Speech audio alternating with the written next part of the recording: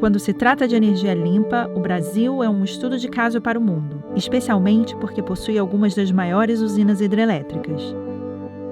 Mas, mesmo que essas usinas não dependam de combustíveis fósseis para produzir energia, ainda assim têm alto custo ambiental.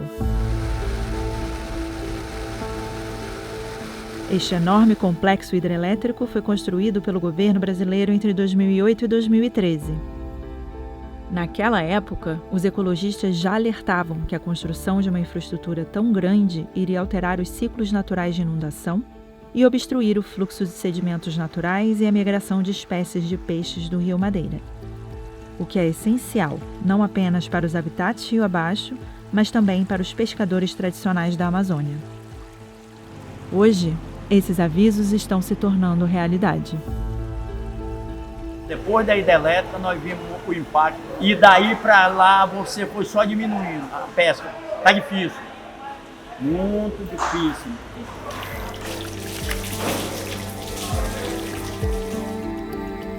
O complexo hidrelétrico do Rio Madeira possui 2 enormes barragens no estado de Rondônia.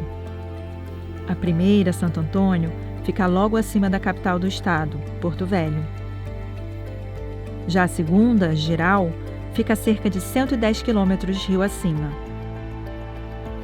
Essas usinas estão em funcionamento há 10 anos. No estado vizinho do Amazonas, as comunidades ribeirinhas de Humaitá têm sentido muito os efeitos dessas barragens. Quem nos procurou na Universidade Federal do Amazonas foram pescadores da cidade de Humaitá que estavam sofrendo as agruras econômicas, mas principalmente ambientais, por conta da construção da hidrelétrica. Os dados, dos quais nós trabalhamos, eles nos mostraram justamente que aqueles peixes que estão cotidianamente no prato do ribeirinho amazônida, como o pacu, como o jaraqui, é que são as espécies que estão sendo mais afetadas, tanto pelo impacto ambiental das usinas hidrelétricas, quanto o impacto ambiental gerado pelos garimpos, que estão instalados ao longo de toda a bacia do Rio Madeira. E eles estavam sentindo isso não só no bolso, mas vivenciando isso principalmente no prato de comida. Estudos recentes mostram que a captura média anual de peixes no Rio Madeira diminuiu 39% desde a construção das barragens. A pesca no Madeira, da barragem, a gente saía para pescar e tinha peixe com fartura. E hoje não tem condição. O peixe está difícil, né? Ah, meus irmãos, hoje a pesca está... Se eu lhe disser hoje, é uma tristeza a pesca. E aí, aonde nós que eu trazia quando eu pescava? 400, 500 quilos na minha canoa. E isso dá, você pescava dentro de 5 dias, o máximo. E olhe lá, se não fosse menos. E hoje passa 12 dias aí para trazer esse tanto. Pois é, desde da idade dos 13 anos que eu mexo com pesca. Até hoje ainda continua. É difícil agora, mas daqui para ali a gente vai, ver se consegue, né? Porque tá difícil, não tá fácil não. Foi a própria construção consolidada, a qual fez um balanço hídrico não homogêneo do lago que gera energia, que faz com que boa parte do pulso hídrico seja desorientado ao longo dos 365 dias do ano.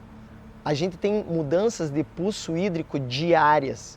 Então você chega na régua, na parte da manhã com 10 metros, chega no final do dia com 18, iniciando no outro dia com 20.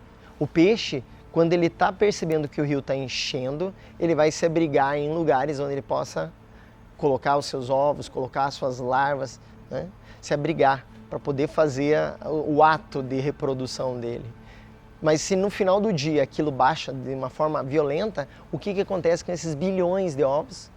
Hoje as pessoas vêm comprar o frango porque está difícil de pegar o peixe na comunidade, tanto no lago como na margem dos rios.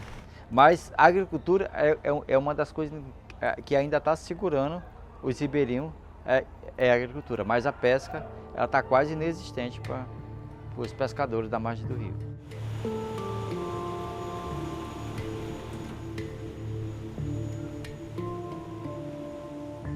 Hoje o que a gente vê, principalmente, né, impacto social na região, que hoje eles falam para nós, é dessa migração da atividade pesqueira para outras atividades, atividades legais e atividades ilegais.